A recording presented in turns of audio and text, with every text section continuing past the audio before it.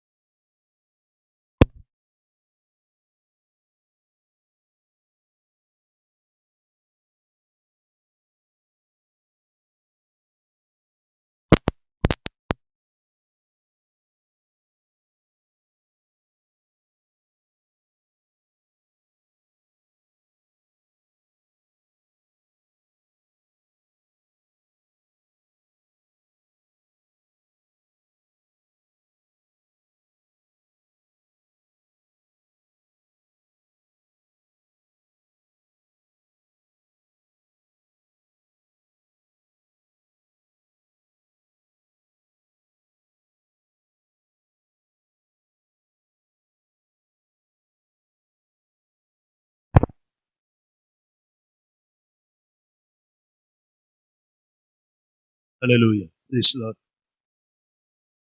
ஆண்டவருடைய நாமத்திற்கு மகிமை. மேன்மை படுத்துகிற தேவன். ஆமென். கர்த்தரை அறிந்த பிள்ளைகளை தேவன் மேன்மைப்படு. இது சரி.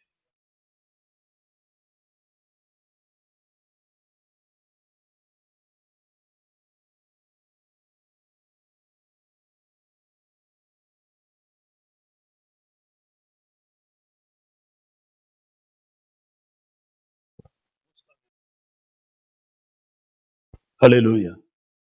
இப்ப கரெக்டா இருக்கு.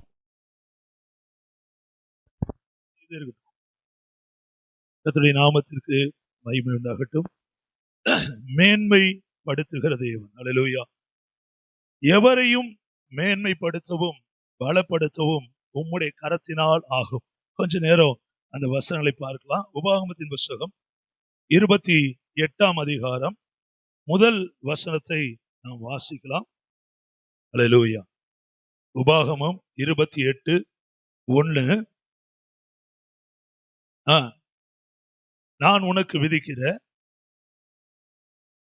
கட்டளைகளின்படி எல்லாம் செய்ய நீ கவனமா இருக்கும்படிக்கு அவருடைய சத்தத்திற்கு உண்மையாய் செவி கொடுப்பாயானால் உன் தேவனாய் கர்த்தர் பூமியில் உள்ள சகல ஜாதிகளிலும் உன்னை மேன்மையாக வைப்பார்.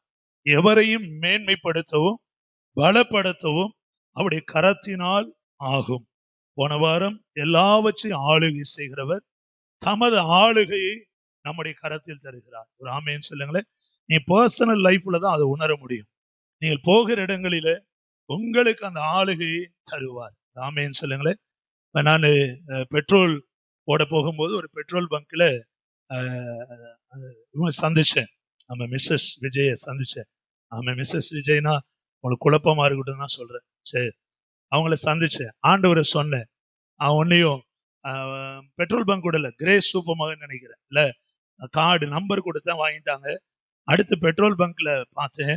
அடுத்து அவங்க தங்கச்சியும் பார்த்தேன். அடுத்து ஆர்ஐ கிட்ட சைன் வாங்குற இடத்துலயும் பார்த்தேன். இப்படி பல அடுத்தடுத்த சந்தர்ப்பங்களை சந்தித்து ஆண்டவரை சொல்லி நான் சொல்லுகிற காரியம், ஆளுகிற தேவன் உங்க கையில ஆளுகை தந்திருக்கிறார். ஒரு ஆமேன்னு சொல்லுங்களேன். அவ சொல்லி பாத்தீங்கன்னா சில மாதங்கள் தொடர்பு இல்லை.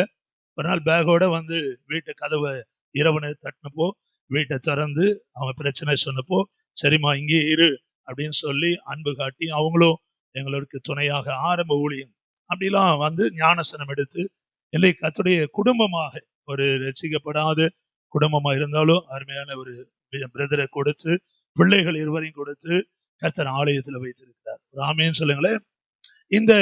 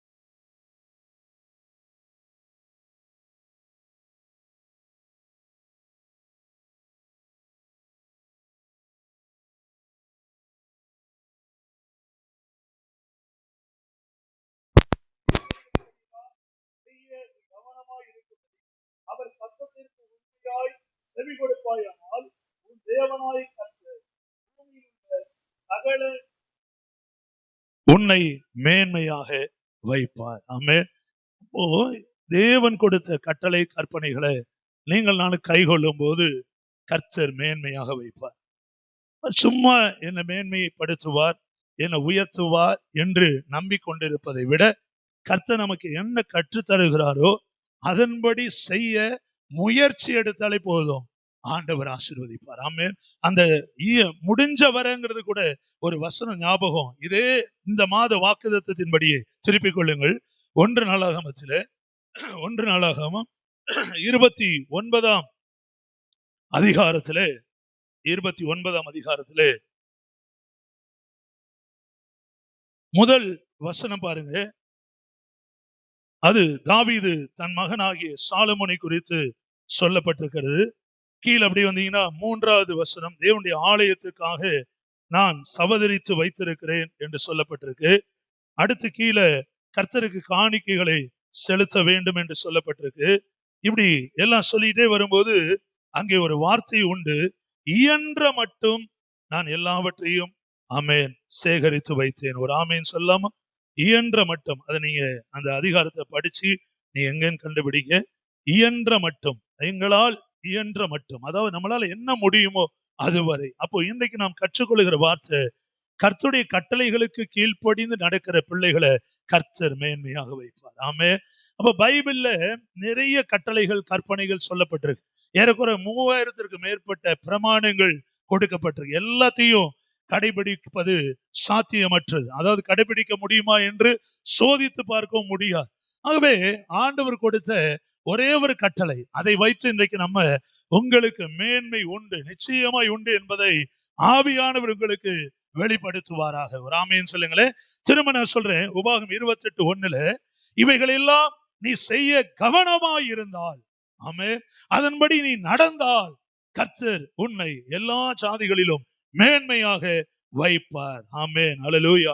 செவி கொடுப்பாயானால் கட்டளைகளின்படி எல்லாம் செய்தால் என்று சொல்லப்பட்டு, அப்போ ஆண்டவர் கொடுத்த அருமையான ஒரு கட்டளை, அல்லாது வேதம் முழுக்க சொல்லப்பட்ட எல்லா கட்டளைகளையும் அடங்கின ஒரு கட்டளை என்ன என்பது நம்ம எல்லாம் தெரியும், அடிக்கடி தியானித்து இருக்கிறோம். மார்க் எழுதின சுவிசேஷ புஸ்தகத்துல 12ஆம் அதிகாரத்திற்கு நீங்க திருப்பிக் கொள்ளுங்கள். மார்க் 12ஆம் அதிகாரத்துல நீ பாரு 31, 32. ஏன் அடிக்கடி இந்த வார்த்தை நமக்கு தேவன் காண்பிக்கிறார்?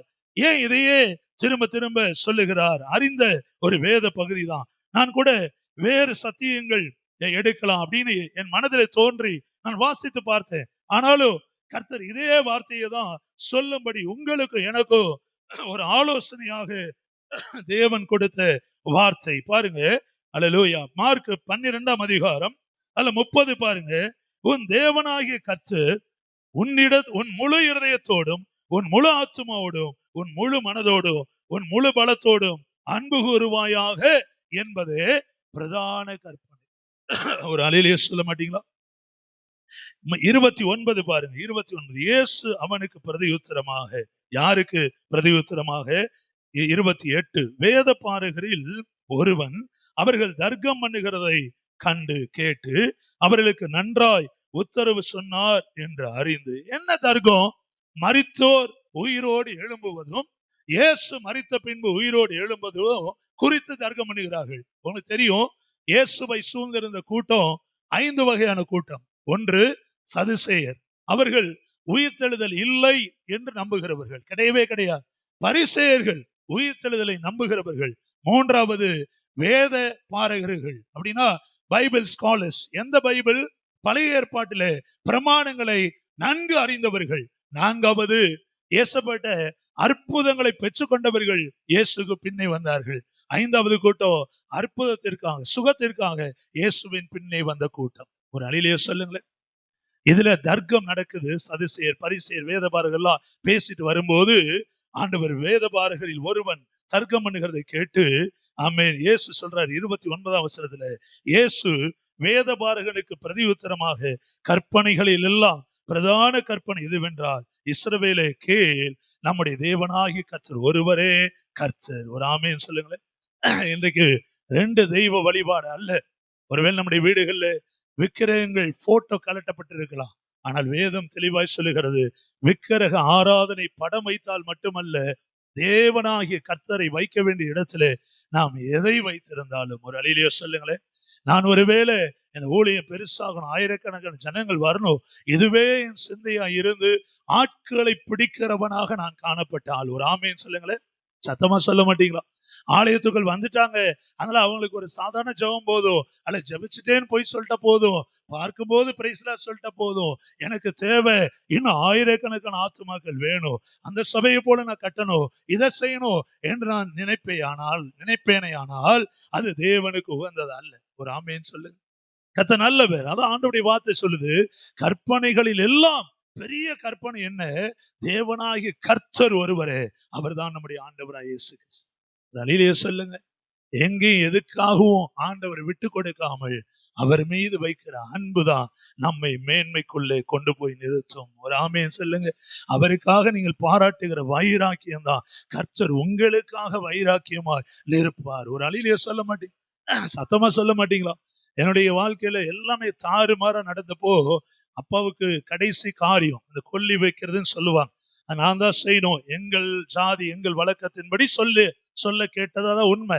அப்ப நான் எடுக்க மாட்டேன்ட்டேன், ஏன்னா சடங்குகள் செய்யக்கூடாது. நான் இப்ப வேதாம கல்லூரில படிக்கிறேன். அப்போ எங்க வீட்டுக்கு பக்கத்து வீடு கிறிஸ்தவ வீடு, அங்க படுத்து நாங்க இரவு தூங்கிட்டு காலையில அடுத்த நாள் தான் அடக்கம். அதற்கு முன்னமே பேச்சு எல்லாம் ஓடிட்டு இருக்கு, அவன் செய்ய மாட்டான், அவன் ஊர் சுத்துறான் தருதல, அவன் இயேசு பின்னாடி போயிட்டான், எங்க இருக்கான்னு தெரியல, கையில பைபிள் எப்ப பாரு வச்சிருக்கான் இப்படின்னு பேசிட்டு இருக்கல, எங்கள் பைபிள் காலேஜ் வேன் வருது, பெரிய வேன், சதன் ஏசியா பைபிள், அதுல இருந்து 35 ஸ்டூடெண்ட்ஸ் என்ன விசாரிக்க வராங்க. இன்னும் அங்க சூடு அதிகமாயிடுச்சு, பாக்குறவங்க எல்லாம் பேச ஆரம்பிச்சாங்க, பாரு எல்லாம் வராங்க பாரு, இப்படிலாம் பேசிட்டு இருக்கல, சடங்குகள் செய்வதற்கு நான் முடியாது அப்படின்னு சொன்னேன். சரி இங்க இருக்க வேணாம், நகர்ந்துடலாம்னு அக்காங்க சொன்னாங்க, நம்ம அப்பா இறந்தது, வந்தவங்களா போயிடுவாங்க, நீ ஏன் போற, இரு பார்க்கலாம் அப்படின்னு சொன்ன. என்னுடைய முதல் 3வது அண்ணன், அவர் பேர் பாலு, அவர் சொன்ன நான் செய்யறேன் சடங்கு அப்படின்னு சொல்லி எல்லாம் சமாதானம் ஆயிடுச்சு. ஆனா அவங்க மனைவி எங்க அண்ணி, என் செந்தில் உயிரோட இருக்கல, நீங்க ஏன் பண்றீங்க அப்படின்னு ஒரு சின்ன பிரச்சனை எழும்ப சூழ்நிலை போய்கொண்டே இருக்கு பாருங்க.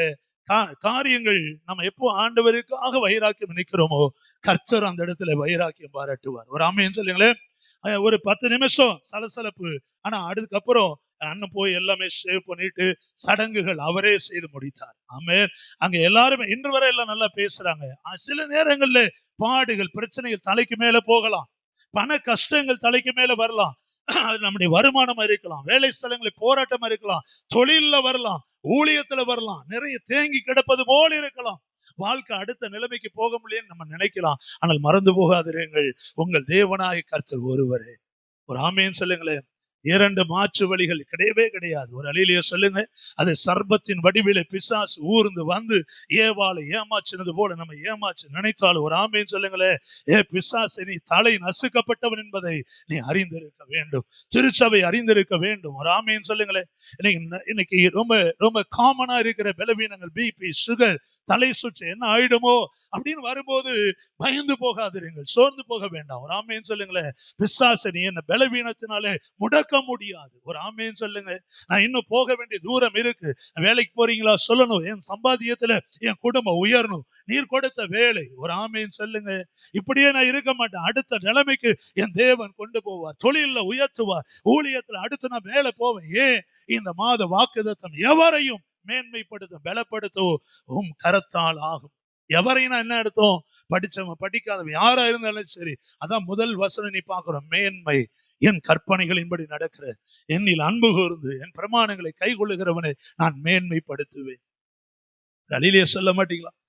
அநேகருக்கு தங்கள் அழகை மேன்மைப்படுத்திக் கொள்ளுவார்கள், அநேகருக்கு தங்கள் இருக்கிற ஆசீர்வாதங்களை மேன்மைப்படுத்திக் கொள்ளுவார்கள். ஒரு ஆமேன் சொல்லுங்களேன். அதெல்லாம் நமக்கு ஒரு கூச்சமா இருக்கணும். சபை சின்ன சபையை வச்சிருக்கிறவங்க, கஷ்டப்படுறவங்க, அவங்கள பார்த்துட்டு நம்ம கொடுக்கறத பார்த்துட்டு நம்ம கொடுப்பதெல்லாம் ஒரு பிரிண்ட் அவுட்ல வரும், ஆடிட் பண்ணி அது பார்க்கும்போது கொடுக்காதவங்களும் இருப்பாங்க. அப்ப அவங்களோடு நம்ம பழகும் போது நமக்கும் அவர்களுக்கு ஒரு வித்தியாசம் வருகிற தெரிந்தாலே நம்முடைய மனம் பதபதைக்க வேண்டும். ஒரு ஆமேன் சொல்லுங்களேன். நிறைய வச்சிருக்கிறோமா, இல்லாதோடு பழகும் போது நாம் உண்மையாகவே தேவனில் அன்பு கூறுகிற பிள்ளைகளா இருந்தால், ஒரு ஆமேன், முழு இருதயத்தோடு, முழு மனதோடு, முழு ஆத்மாவோடு, முழு பலத்தோடு அன்பு கூறுகிற பிள்ளைகளா இருந்தால், எந்த இடத்திலோ வித்தியாசம் தோன்றுவது போல் இருந்தால் நிச்சயம் நம்முடைய உள்ளம் உடைக்கப்பட வேண்டும். ஒரு அழிய சொல்லுங்களேன். அது வார்த்தையினால இருக்கலாம், பார்வையினால இருக்கலாம், நடையினால இருக்கலாம். அருமையான கர்த்தருடைய பிள்ளைகளை, ஆண்டவருடைய வசனம் சொல்லுது, என் கற்பனைகளின்படி கைகொண்டு நடக்கிறவனை நான் மேன்மைப்படுத்துவேன். பிரதான கற்பனை என்ன? வேதபாரகர், சதுசேயர், பரிசேயர் தர்க்கம் நடந்து கொண்டிருக்கும் போது கர்த்தர் சொல்லுகிறார், உன் தேவனாய் கர்த்தர் ஒருவரே. ஒரு ஆமேன் சொல்லுங்களேன். சத்தமா சொல்ல மாட்டீங்களா? எவ்வளவு அழகா சொல்றாரு பாருங்க, தேவனாய் கர்த்தர் ஒருவரே கர்த்தர் என்று சொல்லுகிறார். அப்ப அங்க உள்ளவங்களுடைய இருதயத்தின் சிந்தனைகளை அறிந்தவர். ஆமே, சத்தமா ஒரு அலிலிய சொல்ல மாட்டேன். ஒரு இடத்துல ஆண்டவர் சொல்றாரு, உங்கள் இருதயத்தின் நினைவுகளை நான் அறிந்தேன். சீசன்லாம் வரத்துக்கு முன்னாடியே அவங்க என்ன நோக்கத்தோடு வராங்கன்னு அறிஞ்சு வச்சிருந்தேன். ஒரு அலிலிய சொல்லுங்க. நம்ம மனுஷன் முன்னாடி வந்து நிற்கும் போது வேணா நீங்க அறியாமல் இருக்கலாம். இப்பெல்லாம் நான் அறிந்து கொள்ள கர்த்தர் கிருபை தருகிறார். ஒரு அலிலிய சொல்லுங்க. ஆமா, தமிழ்ல ஒரு பழமொழி ஒன்று, வெளுத்ததெல்லாம் பால்ன்னு சொல்லுவாங்க. ஆமேன், அல்லேலூயா. கல்லு கூட பால் மாதிரிதான் இருக்கும்.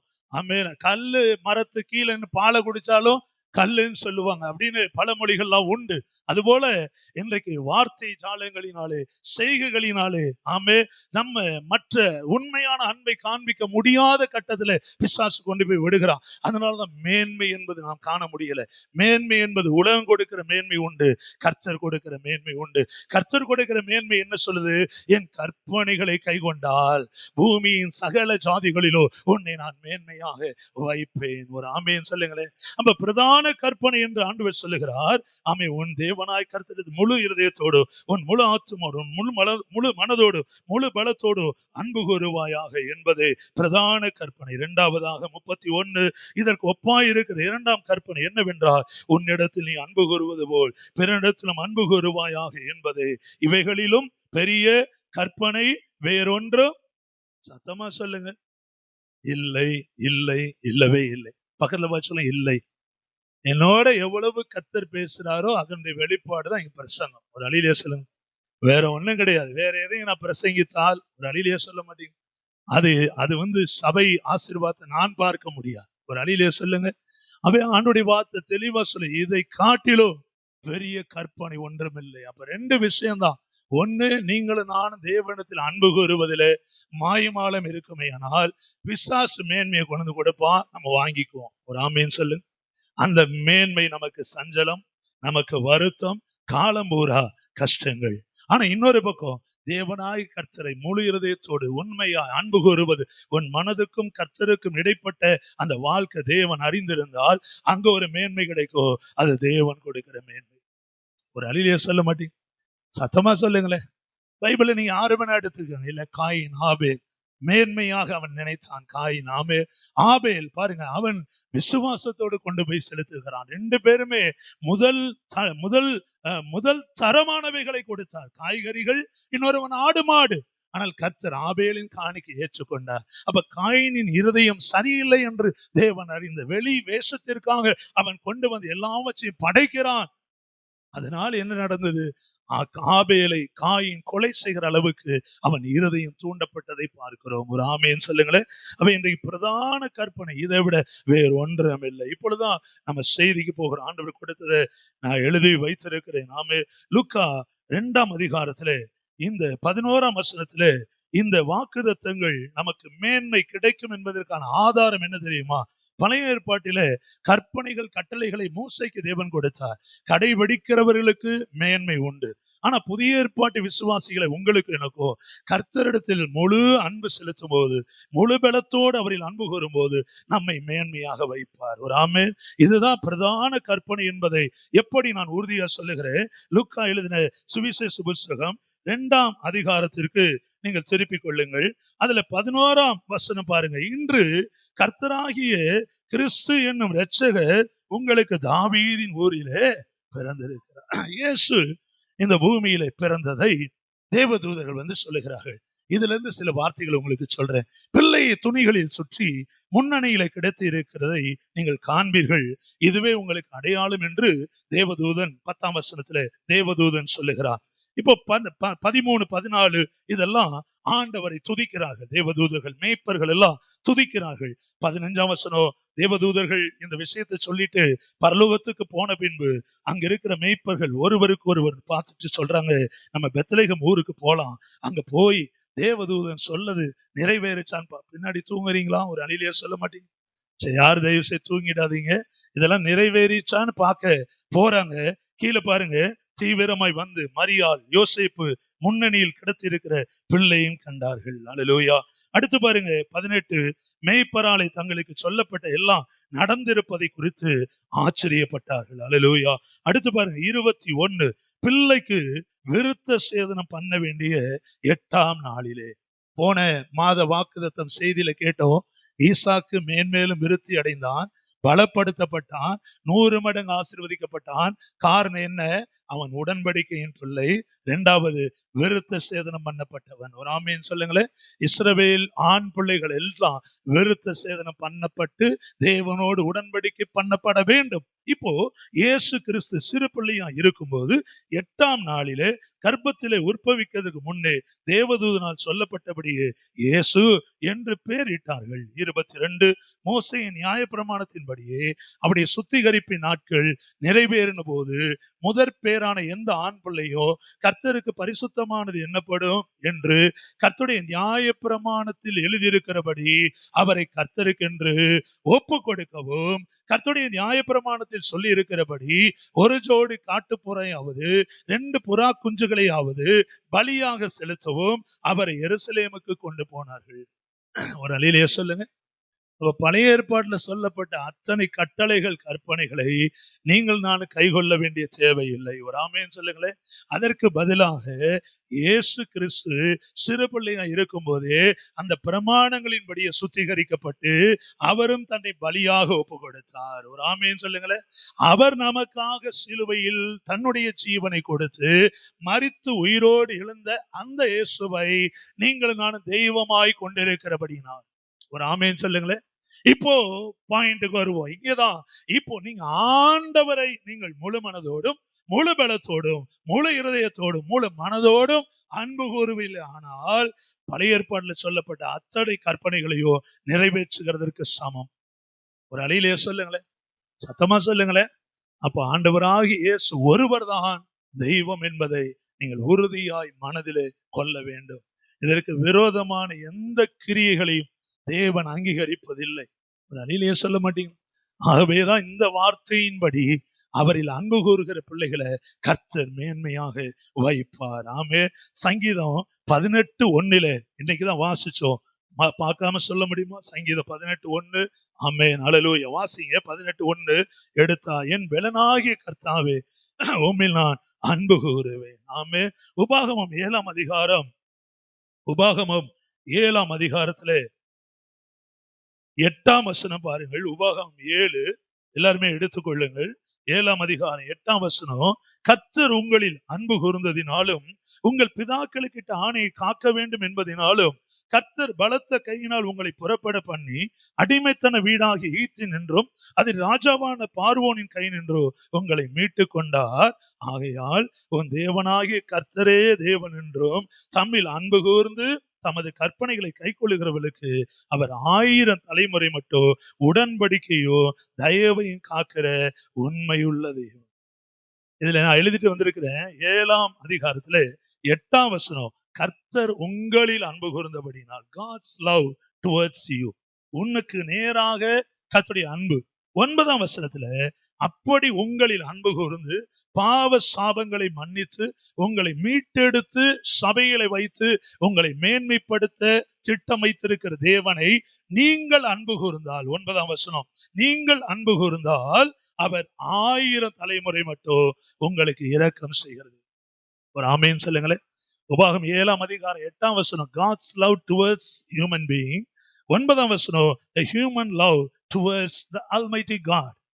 சர்வ வல்லமையுள்ள தேவனுக்கு நேராக உங்கள் அன்பு இருக்குமே, ஆனால் மாயமற்ற அன்பாய் இருந்தால் கர்த்தர் இரக்கம் செய்கிற தேவனாய் இருக்கிறார். ஒரு ஆமென் சொல்லுங்களேன். இதெல்லாம் ஒரு அவுட்லைன் மாதிரி. அதே போல உபாகமத்தின் புத்தகம் 11ஆம் அதிகாரம், அதுல முதல் வசனம், தேவனாய் கர்த்தரிடத்தில் அன்பு கூர்ந்து அவருடைய பிரமாணங்களையும் அவருடைய கட்டளைகளையும் அவருடைய நியாயங்களையும் அவருடைய கற்பனைகளையும் எப்பொழுதும் கைகொள்ளுவாய்.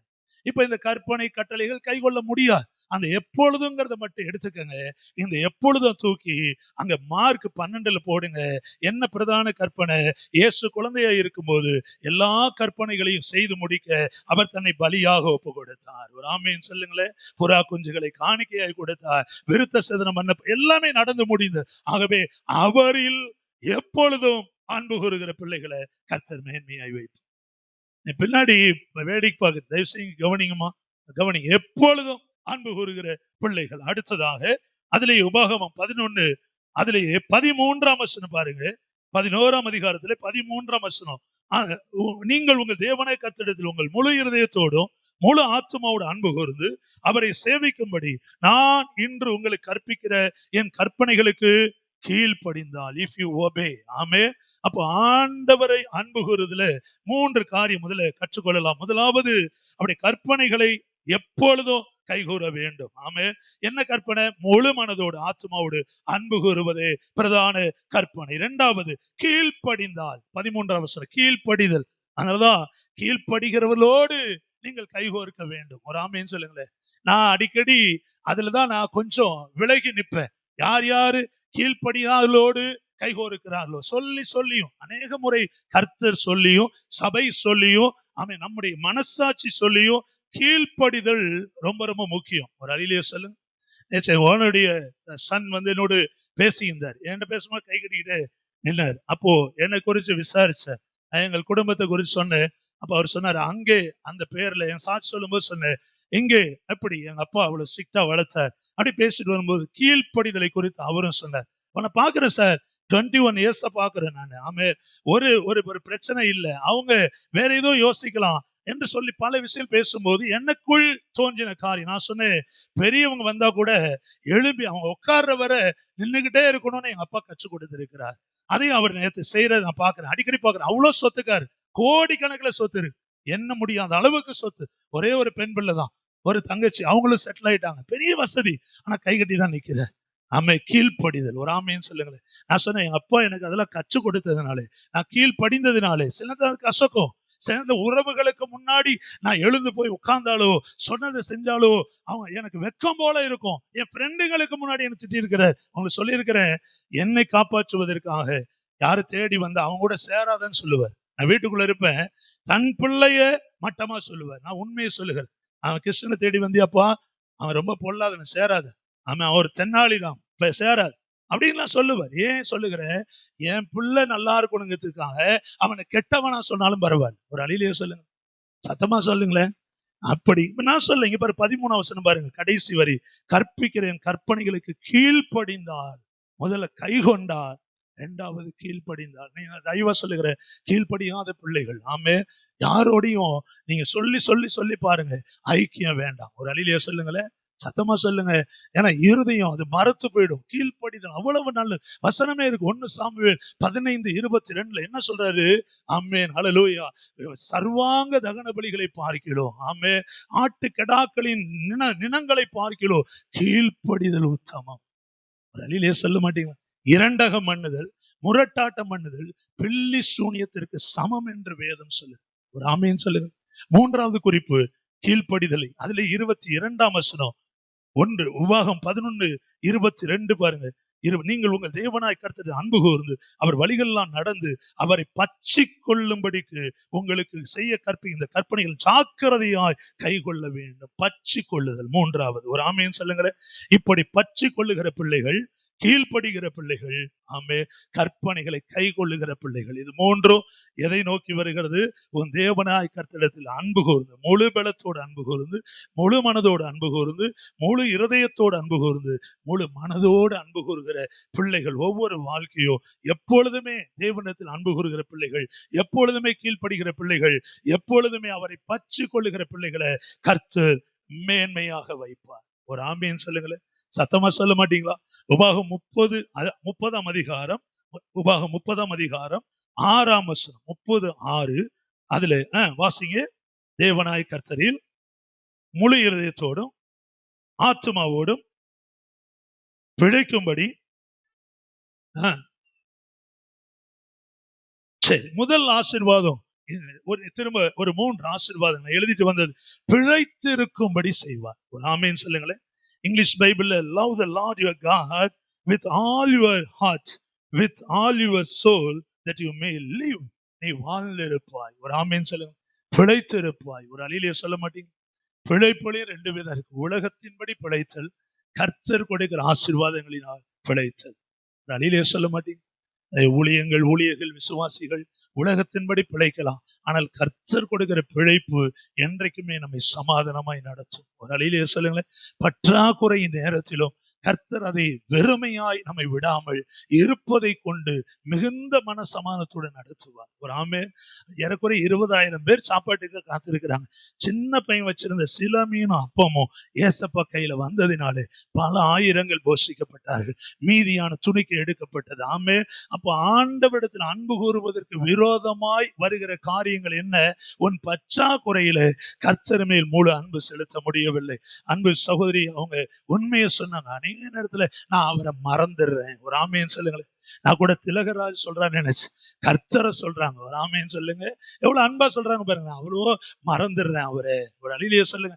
ஆனால் என்னை நேசிக்கிறார். ஒரு அழிலையை சொல்ல மாட்டீங்களா? ஆமா, நம்ம மறக்கிற ஒரு கூட்டம் தான் உலகத்தில் வாழுகிறோம். ஆனால் இன்னைக்கு தேவன் திரும்ப திரும்ப பேசுகிறார். என்ன? நீ பிழைத்திருக்கும்படியா. ஒரு அழிலையை சொல்லுங்களேன். நமக்கு ஒரு இக்கட்டு வரும்போது, சோதனைகள் வரும்போது, மனிதனால் பிழைப்பு அல்ல, நாம் தேவனால் பிழைப்பதற்கு ஏற்ற மனிதர்களை கர்த்தர் அனுப்புவார். ஒரு அழியிலேயே சொல்லுங்களேன். அவை நீங்கள் பிழைத்து இருப்பீர்கள். முதல் ஆசீர்வாதம் சுருக்கமா முடிக்கிறேன். அதிலே 16ஆம் வசனம், அதிலே 16, 30, 16. ஆமே, நீ பிழைத்து பெருகும்படி, பிழைப்பது மட்டுமல்ல, இரண்டாவது பெருகவும் செய்வார். ஆமே, 36, 30, 16 2 வார்த்தைகள். பிழைத்திருக்க செய்வார், வாழ்ந்திருக்க செய்வார். You may live. இரண்டாவது பிழைத்து பெருகுவாய். ஆமே, அடுத்த ஒரு பெரிய ஆசீர்வாதம். அதே 30ஆம் அதிகாரத்திலே 20ஆம் வசனம், கர்த்தர் உன் பிதாக்களாகிய ஆபிரகாமுக்கும் ஈசாக்குக்கும் யாக்கோபுக்கும் கொடுப்பேன் என்று அவளுக்கு ஆணையிட்டு கொடுத்த தேசத்திலே குடியிருக்கும்படி உன் தேவனாய் கர்த்தரை அன்பு கூர்ந்து அவர் சத்தத்திற்கு செவி கொடுத்து அவரை பற்றி கொள்வாயாக. அவரே உனக்கு ஜீவனும் தீர்க்காயுசுமானும். ஆமே, மரண பயம் தேவையில்லை. மரண விளிம்பில கொண்டு போய் நிறுத்த மாட்டார். மரிக்கிற வயதிற்கு முன்பாக நம்முடைய ஜீவன் எடுக்கப்படாது. ஒரு ஆமேன்னு சொல்லுங்களேன். யாருக்கு? பிதாக்களின் தேவனாகி கர்த்தரிடத்துல நாம் அன்பு கூறும் போது. ஒரு ஆமேன்னு சொல்லுங்களேன். அன்பு கூறுகிற பிள்ளை. ஆங்கிலத்துல அழகா சொல்லி, loving the Lord your God, obeying his voice and holding fast to him, for he is your life and length of days. Length of days.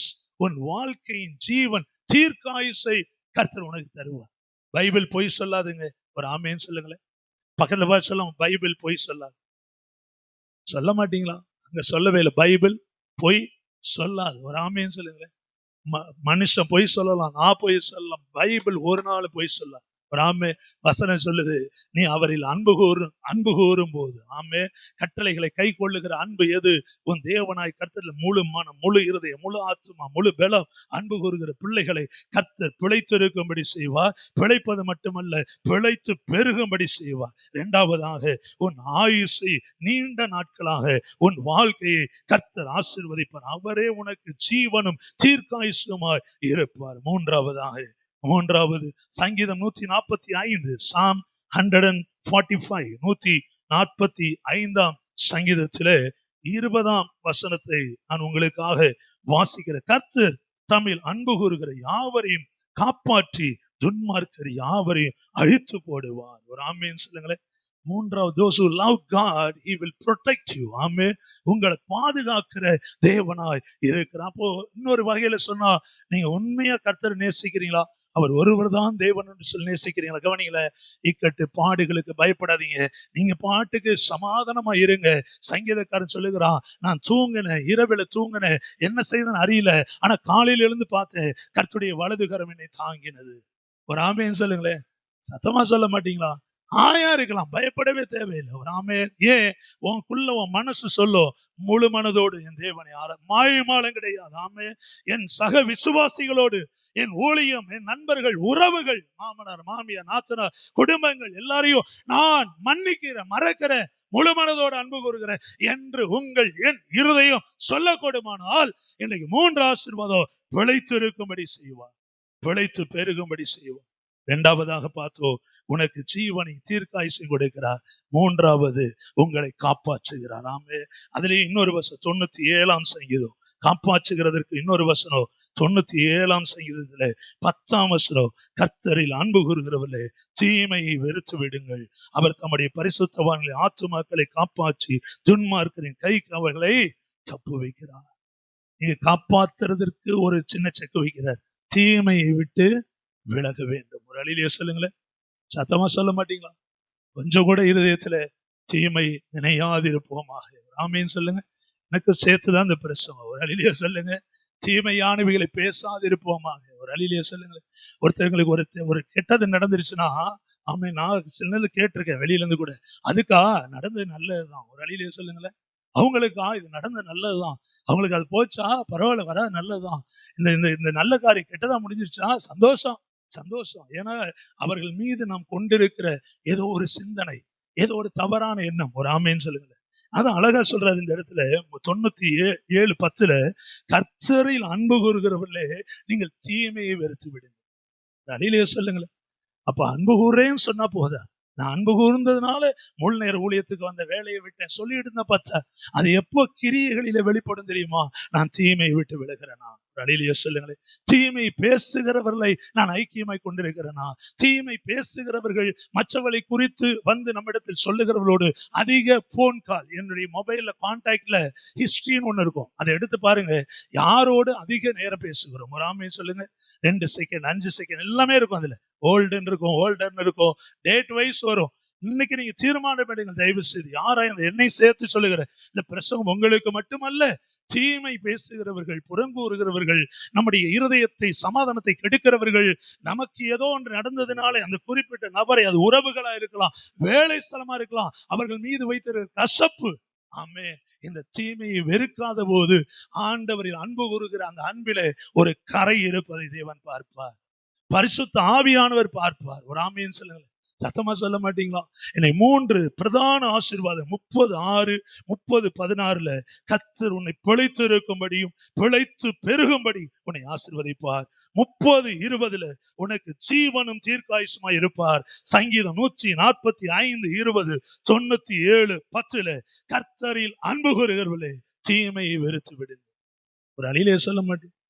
நமக்கே அது போக போக கசப்பாயிடும்ல. ஒருத்தர் பத்தி சும்மா வந்து சொல்லிட்டே இருந்தாங்கன்னா அவன் நம்ம தெரிஞ்சிடும், மனசு வந்து சங்கடப்படும். அவை அந்த காரியங்களை விட்டு விலகிட்டு கர்த்தரில் அன்பு கூறும் போது கர்த்தர் நம்மை மேன்மையாக வைப்பார். அப்படி எழும்பி நிற்கலாம். 3 ஆசீர்வாதங்கள். முதல்ல பார்த்தோம், அவரில் ஏன் அன்பு கூற வேண்டும். கற்பனைகளை கை கொள்ளுகிறவர்கள், எப்பொழுது கை கொள்ளுகிறவர்கள், கீழ்ப்படுகிறவர்கள், கர்த்தரை பற்றி கொள்ளுகிறவர்கள். அல்லேலூயா.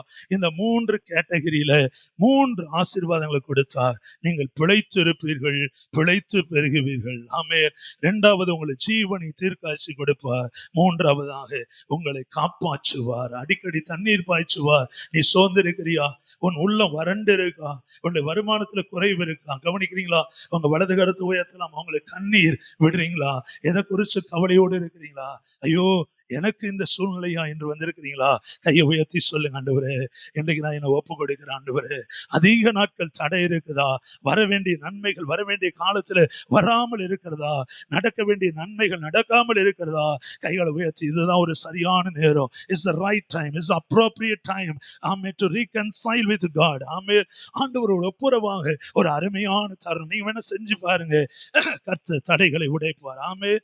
உன்னை மேன்மைப்படுத்துவதற்கு விரோதமாக எழும்பி நிற்கிற அந்தகாரத்தின் வல்லமைகளை கர்த்தர் உடைக்க வல்லவராய் இருக்கிறார். ஏன்னா இந்த இடம் முழுவதும் பிரசங்கம், தேவனுடைய வார்த்தை விதைக்கப்பட்டு இருக்கிறது. அல்லேலூயா. அந்த வார்த்தைக்கு மிஞ்சின வல்லமை ஒன்று இந்த உலகத்தில் இல்லை. அதை கர்த்தரே சொல்லி இருக்கிறார். உலகத்தின் எல்லா மகிமை பிரஸ்தாபங்களை பார்க்கிறோம், கர்த்தர் தமது வார்த்தையை மகிமைப்படுத்தி வைத்திருக்கிறார். அல்லேலூயா. அந்த மகிமையான வார்த்தை விதைக்கப்பட்டிருக்கிறது. தயவு செய்து அருமையான சகோதரனே, சகோதரியே, திருச்சபையே, உன் மேல கர்த்தர் அளவில்லாமல் அன்பு வைத்திருக்கிறார். உன்னை மேன்மைப்படுத்துவார். சிலர் வந்திருக்கிறோம், இதுவரை கிடைச்சதே மேன்மை அப்படின்னு அதையே நம்ம நினைச்சிட்டு இருக்கோம். இல்ல, அருமையான சகோதரிய சகோதரனே, என் அன்பு குடும்பமே, தேவன் எனக்கு தந்த அருமையான விசுவாச குடும்பமே, உன்னை இன்னும் கர்த்தர் மேன்மைப்படுத்த ஆயத்தம் உள்ளவராய் இருக்கிறார். இல்லைன்னா இந்த மாதம் இந்த வார்த்தையை கொடுத்திருக்க மாட்டார். எவரையும் மேன்மைப்படுத்த, எவரையும் ஆமை கனப்படுத்த உம்மாலே ஆகும். அல்லேலூயா, அல்லேலூயா. நன்றியோடு துதிக்கிறோம், நன்றியோடு துதிக்கிறோம். முழு மனதோடு, முழு ஆத்மாவோடு, முழு பலத்தோடு, முழு மனதோடு அன்பு கூற. ஆமென். அல்லேலூயா. எல்லா கரங்களை உயர்த்தி சொல்லுங்க. ஆண்டவரே, என்னை காப்பாற்றின தெய்வமே, என்னை காப்பாற்ற வல்லவரே, தீமையை வெறுக்க எங்களை ஒப்பு கொடுக்கிறோம். தீமை பேசுகிறவர்களோட களவாது இருக்க அந்த வார்த்தை உங்க காதுக்கு, உங்க போன் மூலமா உங்களுக்கு வந்துருச்சுனாலே உங்க மேன்மேல ஒரு புள்ளிய தேவன் வைக்கிறார். அல்லேலூயா. அதற்கான காலங்களை தள்ளி போடுகிறார். காலங்களை சமயங்களை மாற்றுகிற தேவன். ஆமென். அல்லேலூயா. ஒரு கிதியோன் பாருங்க, ஆயலோன் பள்ளத்தாக்கில நின்று சொல்றான், சூரியனை தரித்து நில், சந்திரனை தரித்து நில், பகல் முழுவதும் எதிரிகளை நான் ஜெயிக்க வேண்டும். அதற்காக என் தேவன் எனக்காக படைத்த சூரியன், வல்லமையுள்ள சூரியனை இப்பொழுது நான் சொல்றேன், தேவ தூதரிலோ சற்று சிறியவனாக்கி என்னை மகிமையினால் முடிசூட்டி என் கரத்தில் அதிகாரம் கொடுத்த இயேசுவின் நாமத்தில் சொல்லுகிறேன், சூரியனே தரித்து நில், சந்திரனே தரித்து நில் என்று கிதியோனை ஆசீர்வதித்த தேவன், வல்லமை வெளிப்படுத்தின தேவன் உங்க வாழ்க்கையில மேன்மை தந்து உங்களை ஆசீர்வதிப்பாராக. அல்லேலூயா.